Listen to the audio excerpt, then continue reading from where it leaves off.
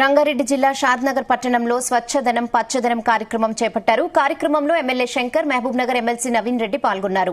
స్వచ్ఛదనం పచ్చదనం కార్యక్రమంలో పట్టణ ప్రజలు కూడా భాగస్వామ్యులు కావాలని ఎమ్మెల్యే శంకర్ అన్నారు. అప్పుడే మన ఇంటితో పాటు పరిసరాలు కూడా బాగుంటాయని అన్నారు. పరిసరాల పరిశుభ్రత పాటించి దోమలను నివారించాలని తెలిపారు ఎమ్మెల్యే శంకర్.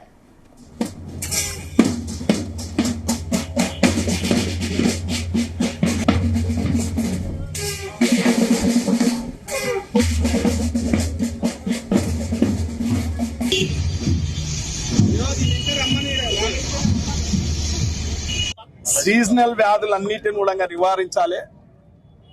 రోగాన పడిన పాడకుండా ఇవాళ చూస్తూ ఉన్నాం. సీజనల్ వ్యాధులు చాలా సంక్రమిస్తూ ఉన్నాయి.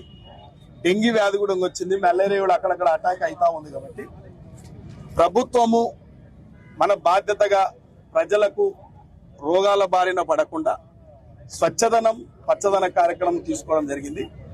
అందులో భాగంగానే మేమందరం కూడా మున్సిపల్ చైర్మన్ ఆధ్వర్యంలో, పుర ప్రముఖుల ఆధ్వర్యంలో, అధికారుల ఆధ్వర్యంలో, విద్యార్థుల ఆధీనంలో అందరం కూడా కలిసి ఈ యొక్క అవేర్నెస్ కార్యక్రమం చేపట్టడం జరిగింది. ర్యాలీ కూడా తీయడం జరిగింది, మొక్కలు కూడా నాటడం జరిగింది. కాబట్టి ఇది ఒక 5 తారీఖు నుంచి 9 తారీఖు జరిగే ఈ కార్యక్రమం చాలా చక్కటి కార్యక్రమం.